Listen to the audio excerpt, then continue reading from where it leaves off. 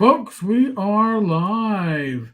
Welcome to Gamers Health with Tenkar and Rach. I remembered how I could change the what should we call it? The on-screen screen thing. Oh my god, I'm sounding like my father. You know, the on-screen screen the thing. thing. The marvelous thing. Everyone knows it's Slinky. Folks, welcome to Gamers Health. I am Eric Tenkar. And with me, as always, on Saturday night is my better half, Rach. Hey. So today we're going to be talking about how to prevent or deal with overdoses, how to apply Narcan. But before we get into that part, we've got the usual updates. Yeah, sure. So, in the case of Rach, she had You've been given the all okay, right, for full exercise again? Yes. There you go. She's gonna be working out, and I won't be working out. So sorry, folks. I am not your male Adonis. Just doesn't work that way. Well, no, but what it is like, I do exercise so that I can at least keep like, especially like with the weight training and the body weight strength training, it's you have to keep using it in order to keep it right. So definitely. The government's criteria for what their recommendation is on how much exercise you take, they'll say like weight training 2 times a week, or strength training 2 times a week, but that's only to keep what you have right now. And as we age, we lose a lot of our muscle, our ability to use our muscles. So, I figure, let me keep working on that, because as I age, I don't want to be a fall risk more than I could be because my eyes aren't so well. I get this by all my specialists. So, have you fallen since we last saw you? Yeah, they've asked me that the first time after radiation. Yeah, no, I've been asked that. I'm going to just go through the comments real quick. Don, welcome. Hey. I'm going to BNB. Ray, by the way, Rach loves your handle. I don't know how YouTube will respond to me saying it out loud, but we're just going to say BNB. The Paranoia link is really good. I have the Cyberpunk Red link on the bottom of the screen. By the way, folks, that's an affiliate link. We don't do paid advertising. We don't do sponsorships. That way we can keep ourselves honest, but we do affiliate links. So if you shop at the affiliate links, you can go to that link and go get the Paranoia. It's a 25th anniversary bundle. I'm going to get more. I have like none of the 25th anniversary rules, but they did update a lot of the original adventures from Paranoia 1E and 2E, and I game mastered a lot of that back in the day, and I even play tested for West End Games. So yeah, I'll be saying it's like $18 for like 32 products. Ridiculous pricing. GM Grimoire, thanks for all you do for the hobby and using your platform for the greater good. Listen, after my 2020, which was the 2020 of hell, and I did the trifecta of hospitalizations, 3 different hospitals in 1 year, all overnight. I left that realizing that I needed to give back. God blessed me with a new start on life, literally what it was, because I was on a road to not purposely self-destruct, but I was going to be on a road to just, not be healthy and not be around.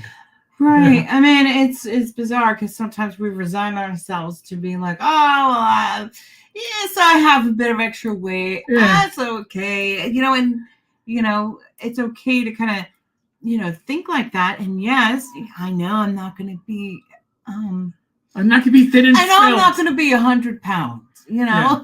I'm not going to be your male swimsuit model. But I do need to work on this. Right. Like food, weight, none of that shit ever brought full joy, no.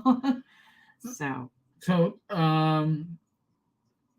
so where we're leading to this is like we both had we both had a doctor's appointment. We have a date like twice a year at our. Oh yeah, we had our ortho. Yep. Oh, hold on a second. I got to address Bad Mike. Did your health issues destroy your ability to shave? You know, and I think that's the problem. I upped I had to tell that one to your parents. Yeah, I upped my StreamYard membership to high definition, and now I think it shows the lack of shaving a lot quicker than it did before. Oh no! Yeah, it's like it looked. Rach looks beautiful, and, I think it probably shows like. And I'm the scuff boy, scuffy. But yes, GM Grimlore. Also true. I look, am human. We can always try. Yes. Right. And listen, this is what these videos are about, right? This is what Saturday's about. It's talking. Well, right. We were kind of like on an addictive course, though. Yeah. Like with the way that we were eating, like mostly fast food. You know, the basic 4 food groups were cookies, cake, candy, and chips. You know. Yeah. So we had to pivot. Yeah. Right. And I had that wake up call, and I had to pivot. And I gotta say, my heart failure doc, when he told me, this is I guess early 2021, he's like, you're doing everything you're supposed to be doing. You're doing what I would do in your situation, and I have all the knowledge. And I go, well, I research my stuff. I research my meds. I like to know what's going to be the side effects or what other positive effects they have. I don't like to be surprised.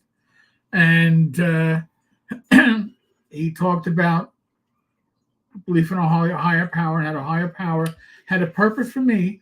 And I said, well, my wife and I just started doing weekly videos on health for our community, because everybody has struggles, right? The idea is that everybody's in the struggle with us. Yeah, you shouldn't be in the struggle on your own. You shouldn't be at the point where you go, oh, fuck it. I can listen. If I can change my eating habits and be much healthier, and have congestive heart failure with no symptoms of congestive heart failure, because I go out and I do my 30-minute walks, or I hit the treadmill, or I do exercising otherwise, or I'm also eating better, and I'm not eating this shit. Maybe I eat shit like once every 2 weeks, because you can't forget. Like, right, and it changes your motivation around too, to feel like, oh, maybe I can do this now, or take that step. Right. So, you know, the idea is that you are not alone on this journey. You have to take the journey yourself. Nobody can walk this walk for you. But you're not alone on this journey. It's this idea that people, nobody understands, and only I know what I'm going through. There's some valid sense to that. But everybody has that, and we all have this journey that we have to go on to improve ourselves. And I think we're gamers, right? We like to improve the odds. We're all about the odds. We will do anything. How do I get myself in position to backstab so I can get +4 hit and double damage? We're working all that shit out, right? How do I get a flank attack? You're arguing all this stuff out because you want to increase the odds. These are ways to increase your personal odds. So that's what we're looking at. So this week we saw our orthopedist. It's like a date. It was the day after Valentine's Day. It was very sweet. And Rach was talking about the exercises that she's doing because of her breast cancer, to build up like the chest muscles. Well, right. So like the process of like having the surgery done, you know, you can have a lot of numbness in that area, or that general area. And also like you can lose strength because you grip a lot, or like you're kind of trying to protect the area a lot. So you get very tense. And so, and then also like maybe you don't use that arm for, you know, things that you would used to do. And so, yeah. And then like, also with the radiation, you can get what's called fibrosis, which is, I guess, like a hardening of the tissues. I have that in the area where you receive the radiation. So I had radiation to my whole left chest. Yeah, so so like there are exercises that you can do to be able to keep your range of motion and try to not have fibrosis set in right. After radiation. So I don't know how long I'll do those, but I'm doing them and they're happy that I'm doing them, and I'm happy that I'm doing them because I'm able to do the stuff from before surgery and before radiation that I used to do. So I was pretty diligent with several days after surgery trying to get my arms up overhead and practice with my range of motion. It wasn't quite there. And right after surgery, I thought I'd ripped myself. So, I kind of had to wait so I wouldn't rip the stitches out, or not wait, but like just do to where I could do. Yes. Not go full I gotta bore. go like, I gotta get it all the way up there no matter what, and then, not good. So, I kind of realized that I was like, oh, this does tug. I was like, all right, that's why they're saying to be gentle. So Well, we'll get it there. And I have. So yeah. So Rach was talking about the exercises that she's doing for that. Rach went first, and I was like, yeah, you go. And I ortho was great. He's damn good. So then I stand up, and he just like, and he goes, and he looks at me, and he goes, your left is doing my left shoulder has the fibrosis, stenosis, whatever. It's where I had the radiation when I had my Hodgkin's, and I go, oh no, this is left. He goes, yeah, but you're right, is really not. And he's doing that by looking at me standing. I go, he looked at your stance and he was like, oh, this is higher. Yeah. So I did a bit of a hunchback, I guess. So I got. Well, you have the. You definitely have more of an arch. Yeah. In your upper back because of the of my computer asana that you're doing. Computer asana. It makes it sound like it's yoga. Yes. Yeah, because we all do computer asana. Computer asana. But we gotta, often do the work, to straighten out and work on posture and stuff. So, in any case, now and just everybody. I got to do Rachel's exercises for her breast cancer. I got to work on doing them for my right shoulder. So I just thought that was kind of interesting that what Rachel's doing, and he's like, "Oh yeah, keep doing that. That's great. Oh yeah, Eric should do that." Well, it's not such a far stretch because you had your radiation to here. Yep. And here. But this is the shoulder that's screwed up right now. Oh yeah. But I guess maybe he was thinking about no, he was only for the right. Well, I mean, you're gonna do both because you have to balance. I can. But this arm, I can't. Yes. So yeah, you have to do the movement too. Actually, and that little extra stretch was like a little. Yeah, and he was saying too. He's like, if you don't keep moving it, you're gonna lose it, and you're not. Your range of motion is just gonna become that much smaller. Yeah, so you gotta work on it. So that's. So RPG Grandma, I need to get back on a healthier diet. Well, so we do factor 75 for 3 meals a week. You say 3 dinners a week. 6 total, but 2 people, 3 meals. And this time, when we got the delivery on Wednesday, the box was bigger. And they've had a couple of... Yeah, it was a really tall box. I was like, what happened here? And because we've had a couple of weeks where they've been short and they had like supply issues.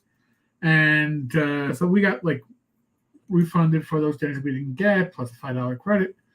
So I'm opening up this box and I'm like, wait, there's more than the normal 6. There's like 9 things in here. I couldn't figure out why, what. Well, apparently, I guess they decided to They're always so cool when we don't send them the other stuff. Let's Yeah. let them in on something good. So they gave us a Valentine's Day dinner. Yeah, that was amazing, man. Now, Rach does not eat steak. Mm. She'll eat ground beef and stuff like that, but she does not eat steak. So what kind of steak did they include in this, Rach? They included filet mignon 2 filet mignons. Now, factor 75 with red wine butter. Yes, And they were like little balls Yes. of butter infused with the wine. It was cute. So, factor 75, the meals are not frozen. They are fresh. They're good for a week in your fridge. You do microwave them for 2.5 minutes. I usually do 2.5. 2 is sometimes a little not as warm as I'd want it. So, and they also included cheesecake and broccoli and some cheesy mashed potatoes for the sides. They're dietetic things. So It's like healthy they're food. These things were compliant to the carb keto-ish. keto diet. Yeah. So Sorry. like I'll order 3 from the keto menu, and Rachel will order 3 meals from the calorie control. Yeah, the calorie conscious. So we had our filet mignon today, Mm-hmm. and it was the tenderest steak I can ever recall having. I heated it up for 2.5 minutes. It was just on the well done side of medium, and it was spot on, perfect. So we had our Valentine's Day dinner a little later. It was nice though. Mm. But we had our cheesecake on Valentine's. Oh yeah, we had the cheesecake, and it came with the raspberry sauce and the chocolate sauce.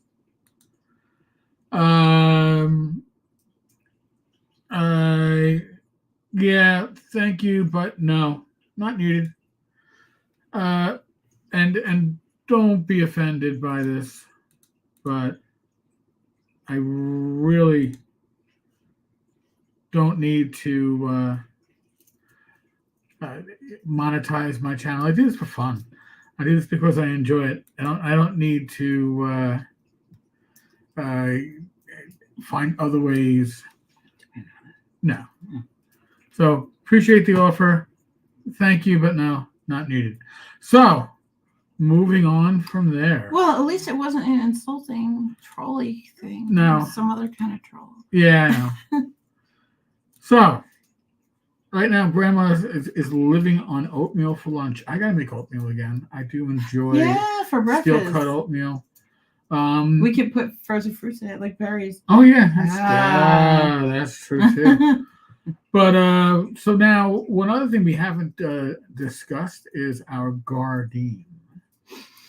So our Gardein, which now we are rotating in new plants. We're taking out some plants that are spent. Some of the green leafy stuff has gotten to the point where it's more stalk than leaves, and it's getting to the point where we can now swap things in. So, and we've got cucumbers that are coming. The tomatoes and peppers are now blooming again. I was getting nervous on that they would. That was just it for them. It was a one and done. That's cool. Yeah. So,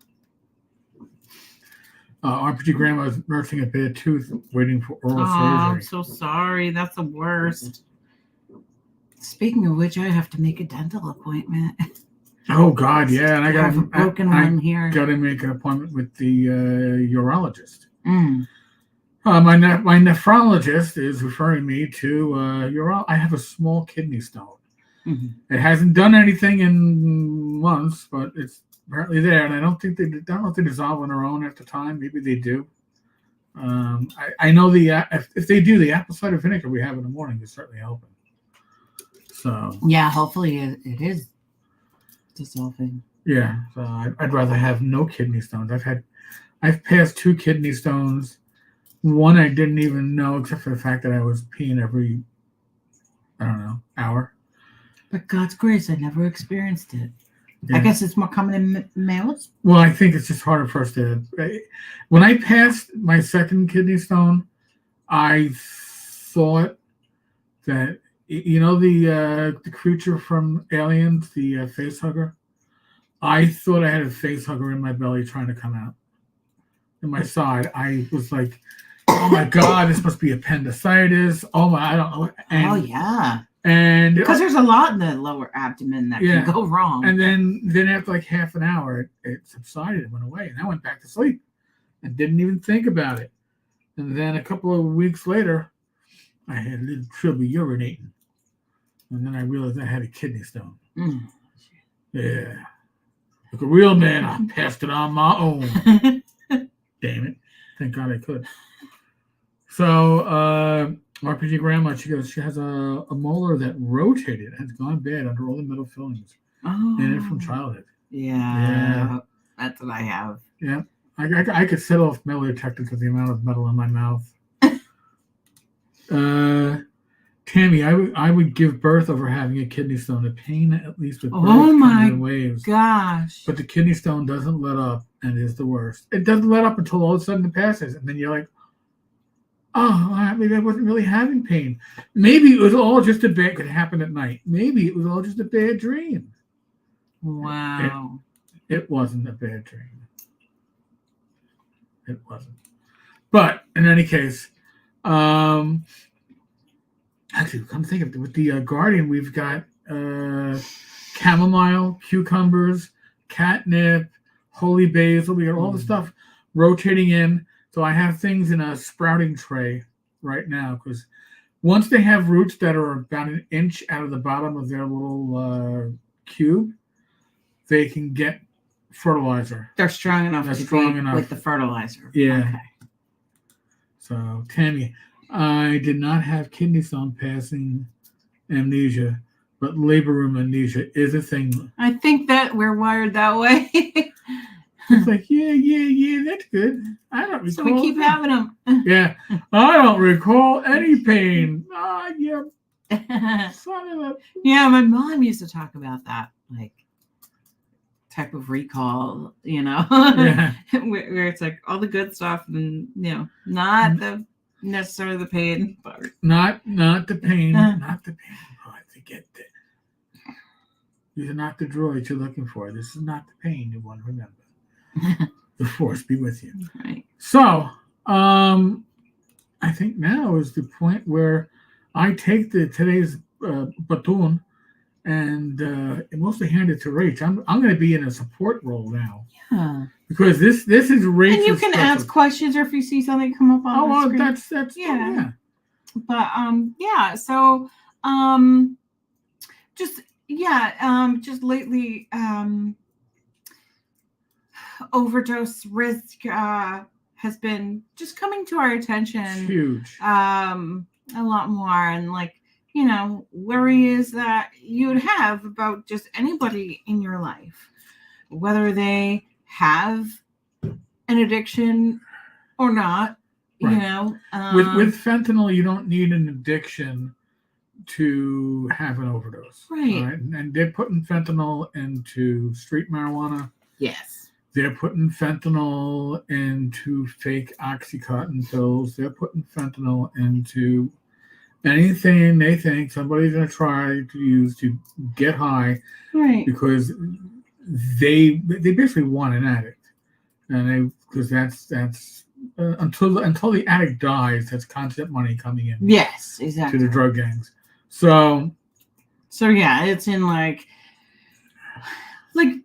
and while we're talking, it's like, if we look at it, like, let's talk about what are opioids, so yeah, it's heroin, it's fentanyl, it's like gas station heroin, which gas station heroin. Yeah, it's those drinks that they have there. That there's certain drinks that they have there that have oh my God, what is it called?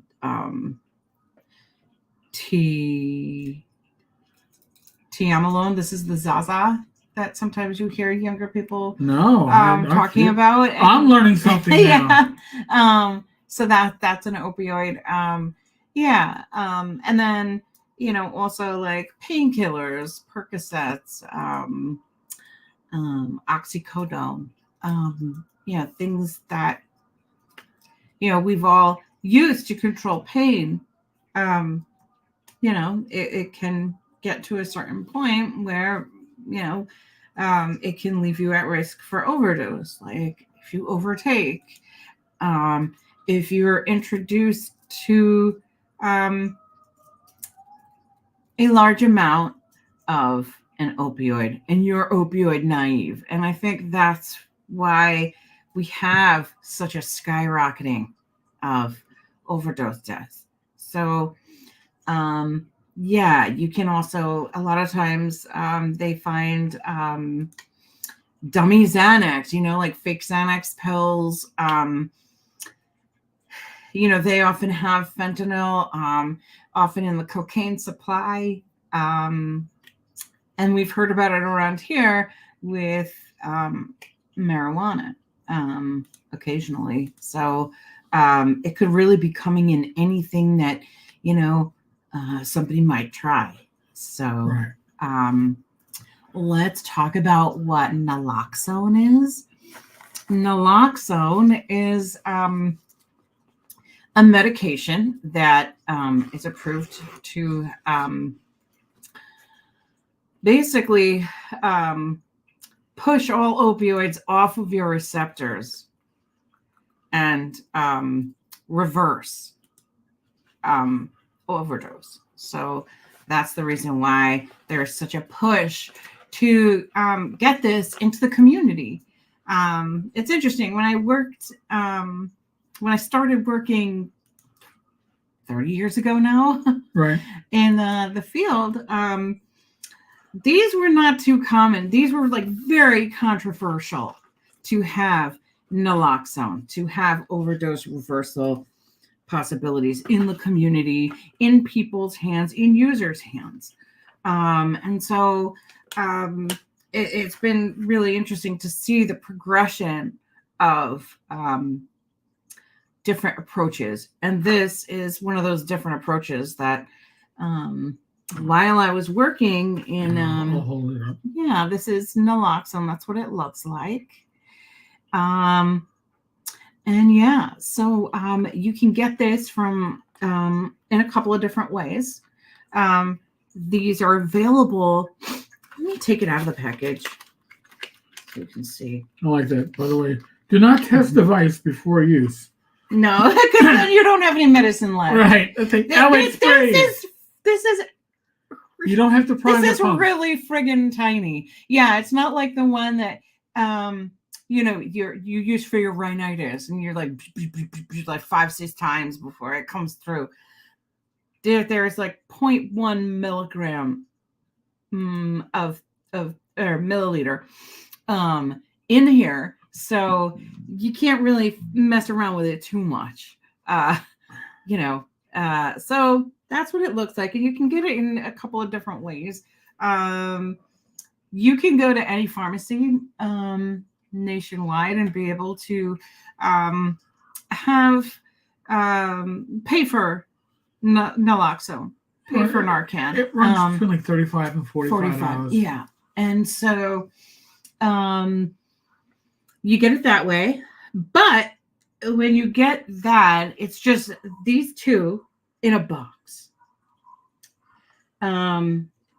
Another way that you can get it often is through your local health department, any sort of drug and alcohol treatment program. Often they have an overdose reversal program. That's what I had as part of my detox program in the city.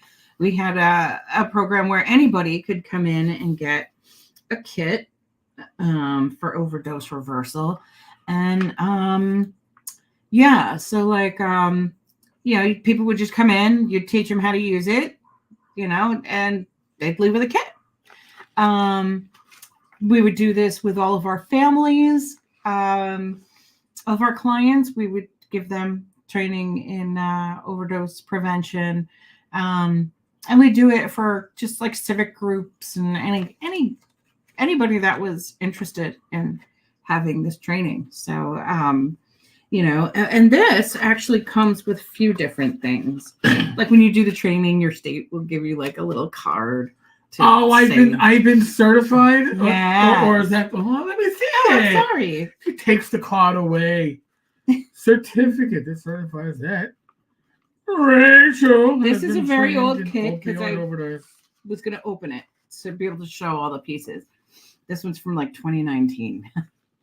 So I don't think we'd be able to really use that medicine, but just to be able to use it for show. It comes with 2 gloves, and it comes obviously with more instructions, like visual instructions, just like come in the in this packet that this came in. It's behind. And then another thing that's here is you get a couple of wipes. I wonder if anybody can see.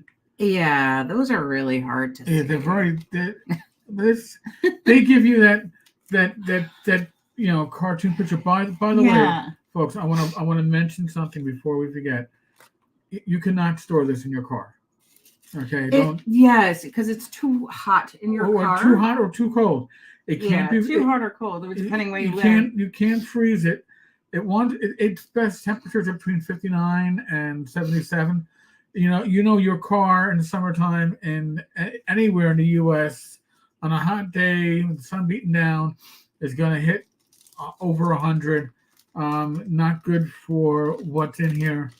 Right. But that being said, I am quite sure if you thought you might have a need for this, fits into your purse.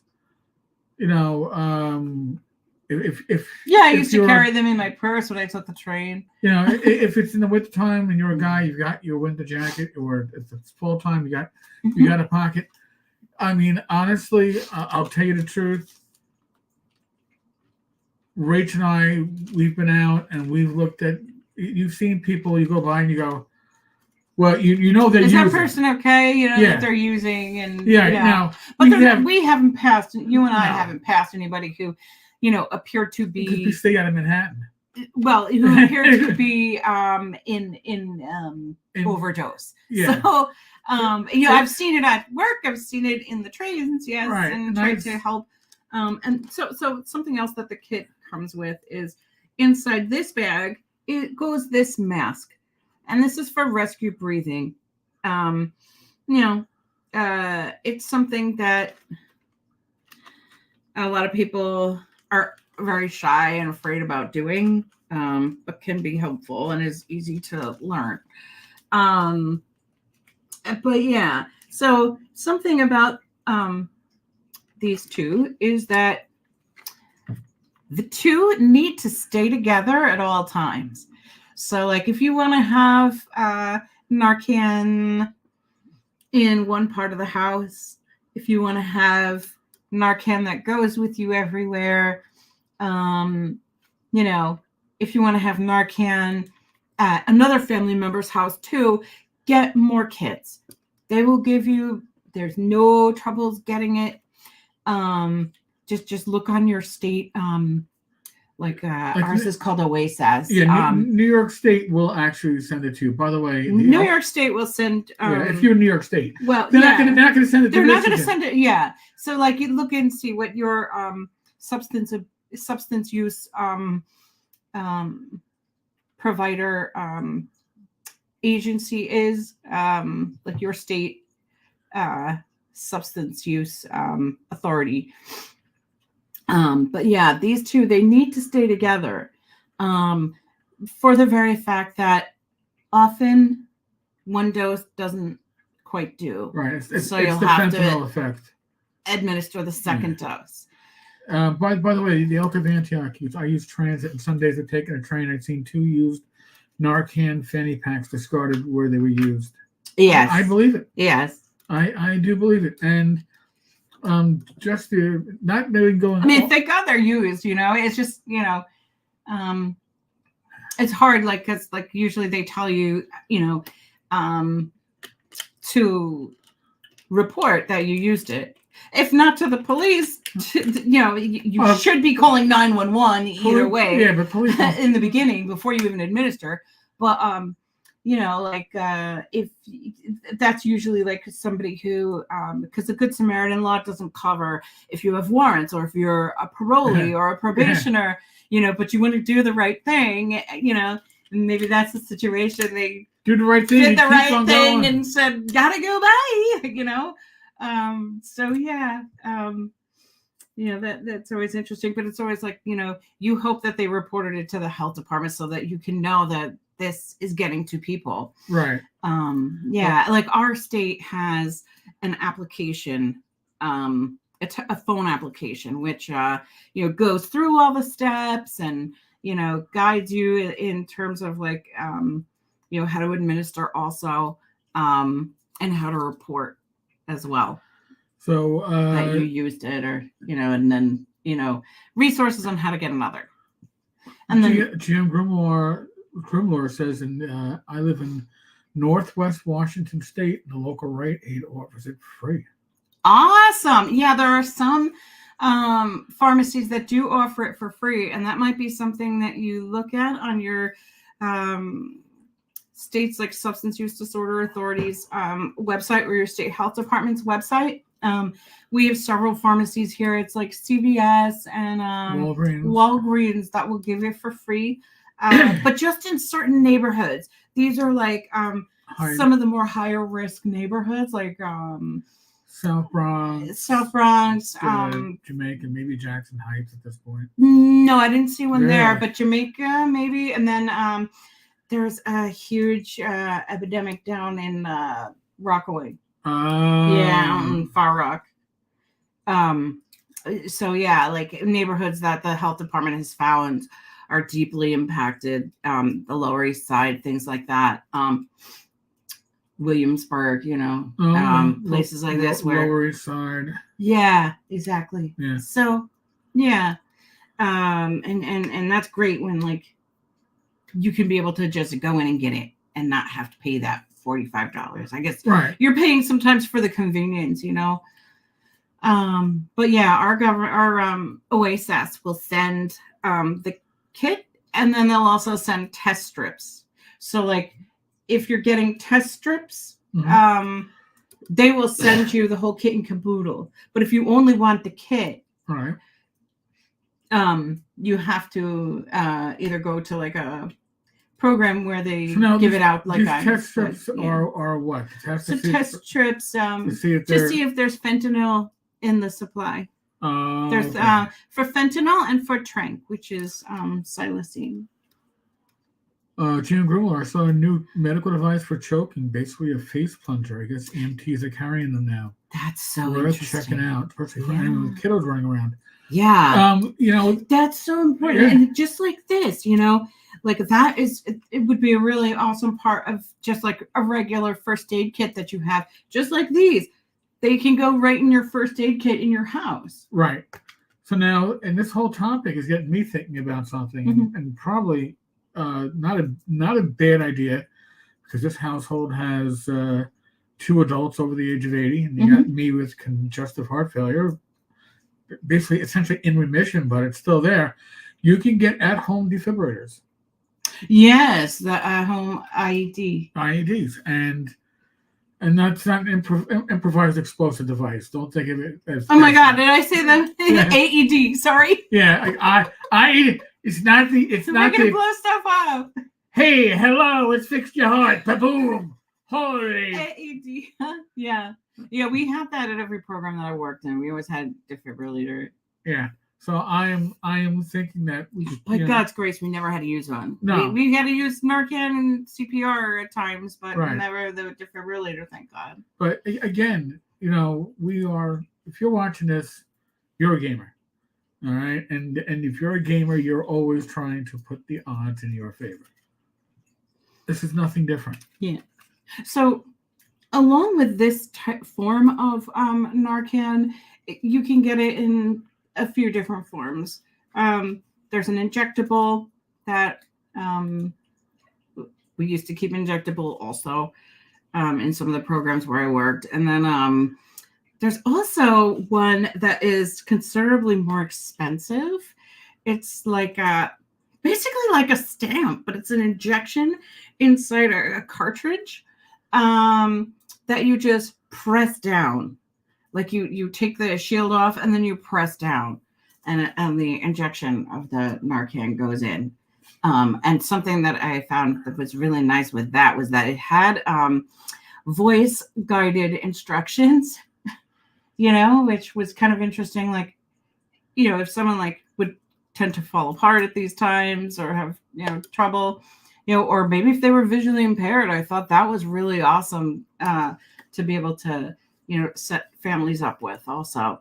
And then, and then there's just this one, which is probably the easiest. And this is why so many health departments, so many programs, why we try to get this one out there, because it's just the simplest to use. The training issues are minimal. If you've used a nasal spray, the process is very similar. Yeah. So, yeah. I mean, again, Donnie, my union gives out Narcan, so I keep one in my truck, but I've never had any reason to mess with it. And hopefully you never do. Yes. You just keep re-upping them when they are getting near expiration, and it's a good luck charm that you don't have to. Never needing it is the great thing. Yes.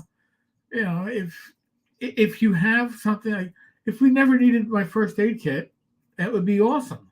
It means that things are going well. But if you need it, you're going to thank God that you had it. Yes. And honestly, hopefully, if you do need it, hopefully it's because you're saving the life of somebody that you don't know. But if you're saving the life of somebody you do know, you'll be thanking God that you had it. Yes. Right? And remember, it's not just people that are doing what we used to historically call the hard drugs.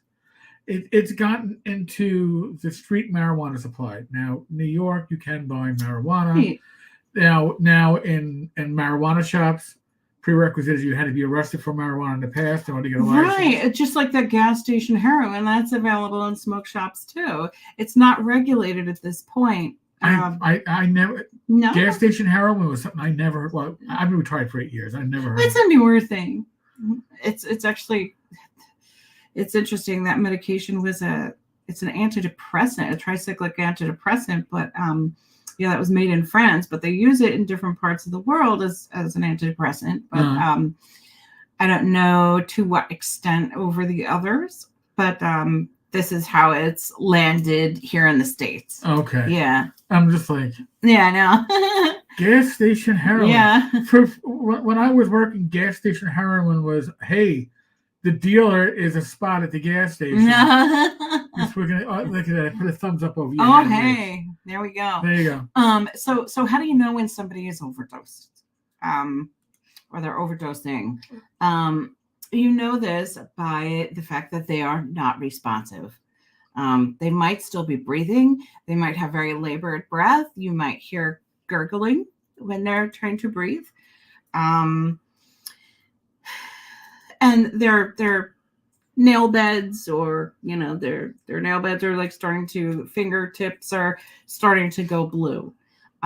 This isn't to be given to somebody who's just sort of like nodding. Right. If they're doing the weeble wobble, very high. They're standing, but they're kind of. I used to see that all the time. Yeah, they don't need. They were a weeble. They would get up and down, but never fall down. And it was like the weebles we had when we were kids. They wobble, but they don't fall down. It's beyond that. They will be. They're not standing anymore. They're laid out. By the way, if you're approaching somebody who looks to be passed out, all right, something I learned as a cop: never go to their face, never go to their hands. Okay. And the reason why I say this is if they snap out of whatever they are in, they're going to lash out. Right. So if you want to check if somebody is conscious, if somebody is okay. You take your foot and you tap their foot, maybe hard, maybe soft, but you always start at the feet. You don't go to the face, you don't go to the head, places where people are going to be defensive and where people can strike out at you. Just right. I mean, and if all goes well with that, right? Yeah, I just they wake up and they go away or whatever. Right. They're able to talk to you. Okay. But if they're still not quite responsive and they haven't threatened your life or whatever, right. It's okay to move it to the sternal rubs. The sternal rubs are, your sternum is here. Hold on, Rach, hold on a second. Here, because you're showing on yourself, and nobody can. Your sternum is here. It's hold on. So hold on, and I'm gonna. So now you can. The bony part of their chest. There. You take your knuckles here and you rub here. See? And you push in. And it usually is not comfortable. It's not comfortable. And so, like, it's usually something that will rouse them, and they will be like, rah, rah, rah, rah. Well, that shit ain't comfortable, man. Right. It can be painful. It's discomforting. Yes. So, and it's not the usual, touch. So, if somebody doesn't respond to the sternal rubs, you move it to the next level and administer, like if they're not responding to, hey, I'm concerned about you, and usually you do it with a louder voice, we're worried about you, we're calling 911. Don't ruin my high. Right, or coming in with Narcan. I've had that. No, lady. No. They can say no, lady. They're okay. They're okay. GM Grimlore, unresponsive, turning blue, as you said, barely breathing. This happened the other day at work. Drove up to someone, laid out in the road. I asked, you okay? He sat up, way zoned out, but alive. Yeah. Yeah. And honestly, you're applying. You are administering this to someone who is not responsive. Right. You haven't been able to get them. Right. To respond to you. Because if they can respond and you administer this, you just took away their high. Well, more than that, you've just if you administer this, they're going to go. They come around and they go straight into withdrawal. Oh, yeah. So that's painful. They're gonna possibly need to vomit. They're just going to be very, very uncomfortable. They might not even remember, what got them right in that place anyway.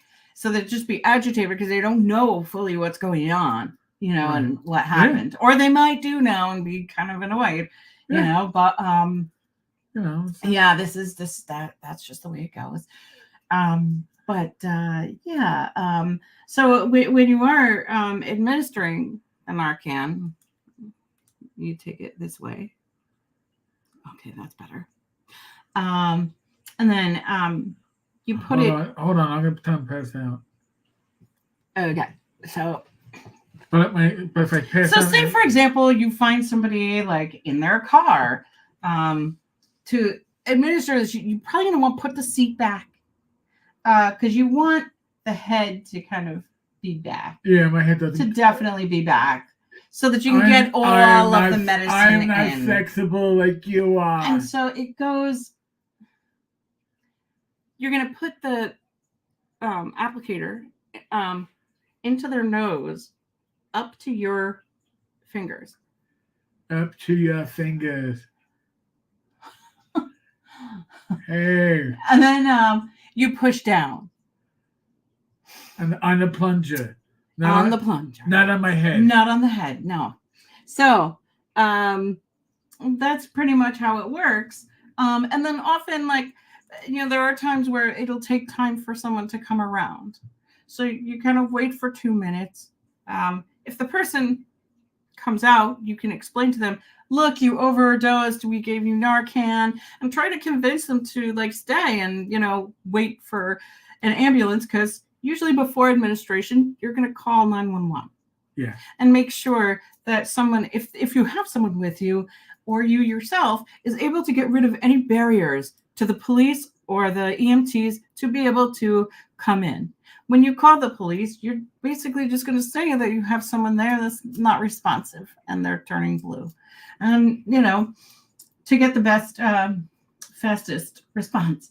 And so, yeah. What else about this? By the way, we're adorable. So something, thank you. Something that you should know about these, so this is the reason why you don't separate them. 2 minutes go by, he's not responsive. It's time. You're answering a question. To peel your packet back and put the other one in the other nostril.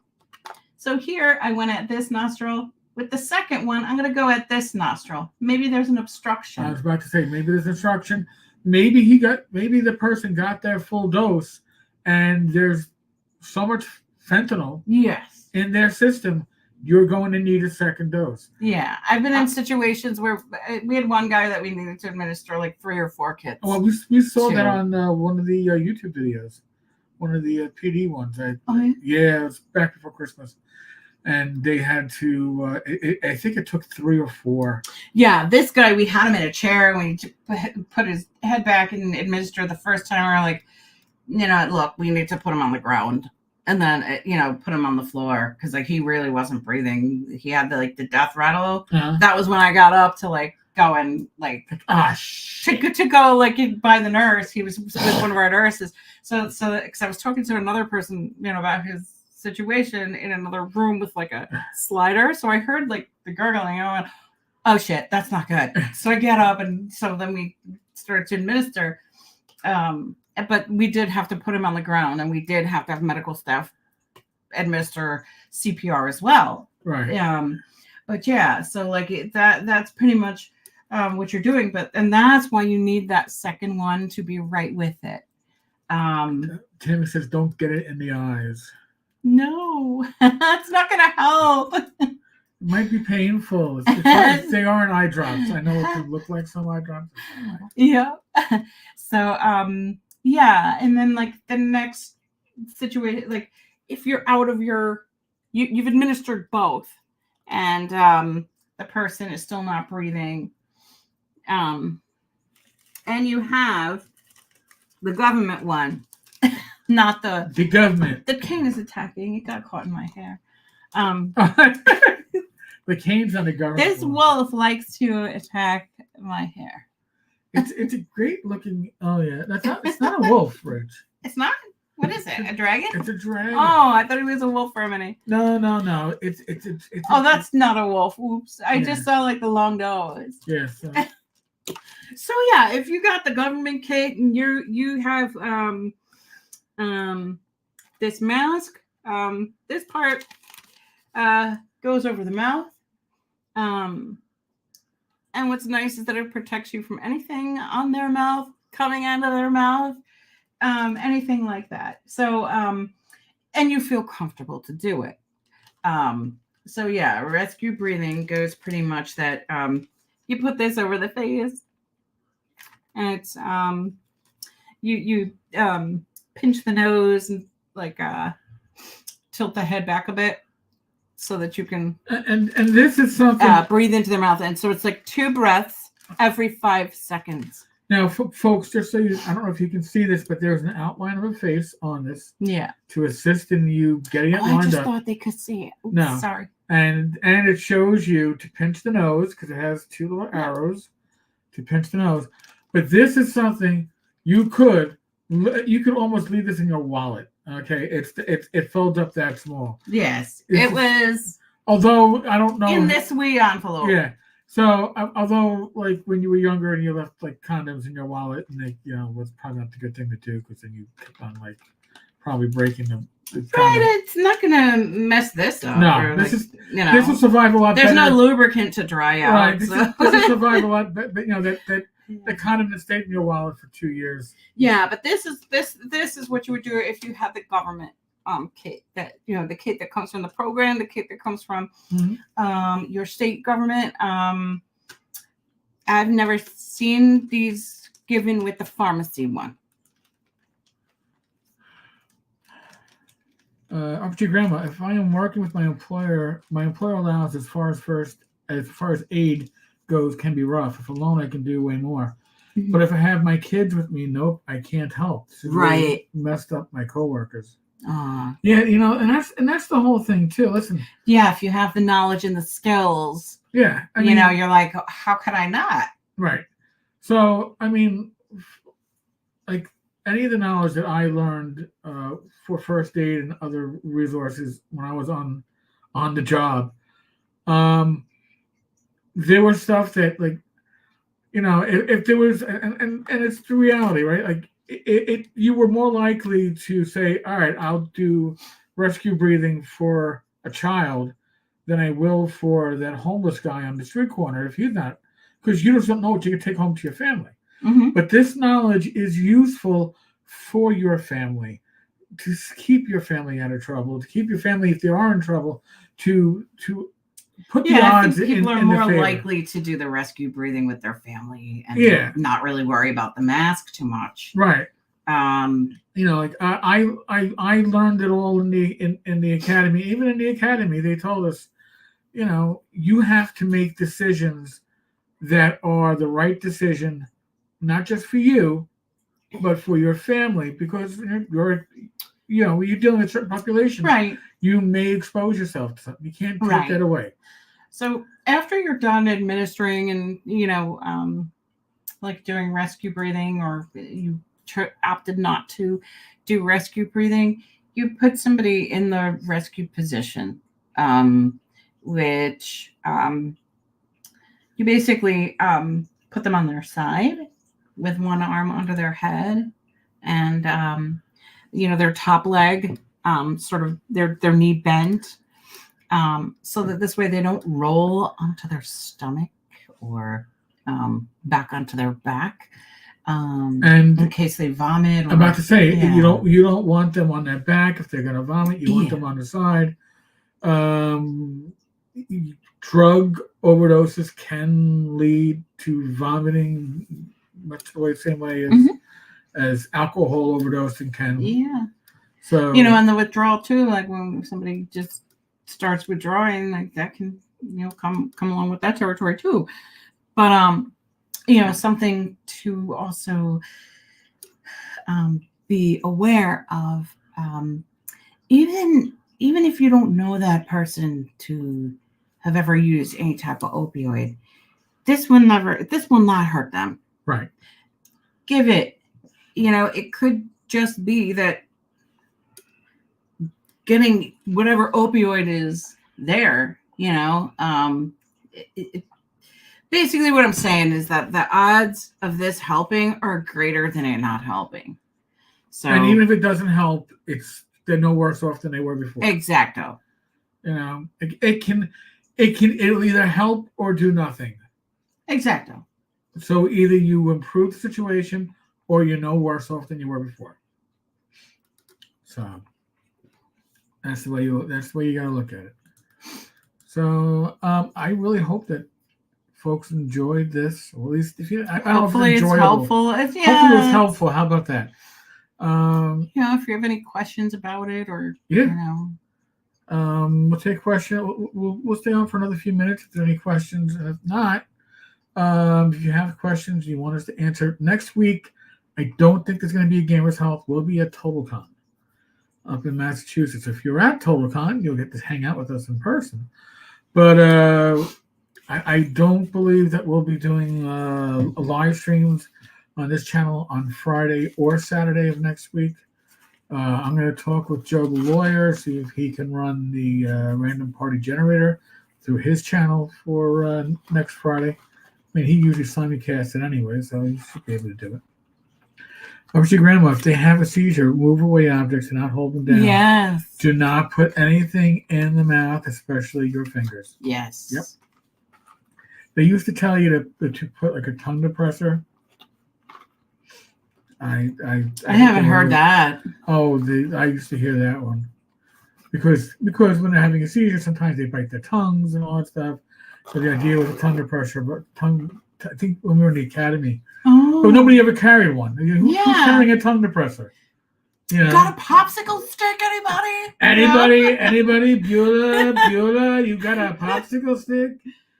Yeah. You dropped your ice cream. Good, you dropped your ice cream. I can get. Give me that. Give me that stick, damn it. Yeah, Grandma's like, that's old school bad advice. Yeah. Well, the old school bad advice is nearly 30 years old now. I can't. That's so interesting. You know, I'm coming up on. I think I used to hear my mom saying something about that, but then never when I worked in a medical setting or medical settings program setting, actually know what to do. what are you thinking, darling? you got to remember too, you got trained in first aid in the academy, and then you got trained in the the street first aid, and street first aid didn't always match up to the first aid you learned in the academy. It was the quick and dirty stuff. I mean, when we worked, actually, we went with my unit traveled with the blood clot. Oh, the clot quick thing. Clot quick. Yeah. We had an EMT that rolled over from the city job of an EMT, and we kept his license valid. We paid for him to keep his EMT license valid, so we would always have our own EMT with us in an emergency, and it came in useful a number of times. So we kind of put the odds in our favor. It's the whole thing, right? This is all about giving you the knowledge, giving you the basics on what to do and how to do it, and putting those odds in your favor, whether it is dealing with your blood sugar, as I have to constantly deal with, or eating heart healthy, or exercising, and doing anything more than nothing. And if you were doing nothing before, doing anything more than nothing is an improvement. Yes, absolutely. So it's never to waste. So that's the way you've got to look at things. I know people often get overwhelmed by life, and I have all these hardships and illnesses, and it doesn't matter. Well, when you can tweak the odds into your favor, it does matter. The way I look at it is, the more I tweak the odds in my favor, the longer I get to hang around with this beautiful blonde lass next to me. The pink lady. The pink lady. That's the whole thing, right? So, just got to, figure out what your motivation is. If I was single and I didn't have this wonderful woman in my life, would it be as easy to motivate myself? No, I'd have to find other motivations. Well, we can motivate each other now. Right. That's what we do. Yes, exactly. So RPG Grandma is still a superhero. She was an EMT out of high school. Yeah, that's so cool. I remember kids in my class that were doing the EMT thing. They learned the skills. They might have been 12th grade, 11th and 12th grade, usually the last 2 years of high school. And they always had the little walkie-talkie. And it was just such a big deal for them to show it off in school, and that they were doing something like that. And I had so much respect for them. I like those little guys. Well, folks, I think we're going to wrap this up. Like I said, no Gamers Health, no live stream next Saturday night. We will be at TotalCon. I would guess around 8 o'clock, maybe 9 o'clock. We'll be at the hotel bar. It closes early. That's where everybody socializes at. So we'll be in that general. I think it closes at 1, no? Or it closes early, midnight, or something like that. It's bizarre. I thought closing out there was later then. Nah, it's bizarre. What kind of a place is that? It's like New York. 4 a.m., close for half an hour, open up at 4:30 or something like that. No, I don't even think that happens. I think it's 11, no? What? Maybe not. I don't know. What, New York? Yeah. New York is 4 a.m. Yeah, it's at 4 a.m. to close. Yeah, but I think. But then you're in trouble if you're caught in there after 4. Yeah, after but that. But you can open up, I think, at 8.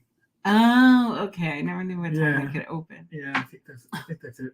Most bars open up for lunchtime around 11:30, Mm. but some do breakfast. For those getting off at midnight, you need to know Yeah, where to yeah. go. Folks, thank you, Deanne Grimwar. Yes, we should have a good time.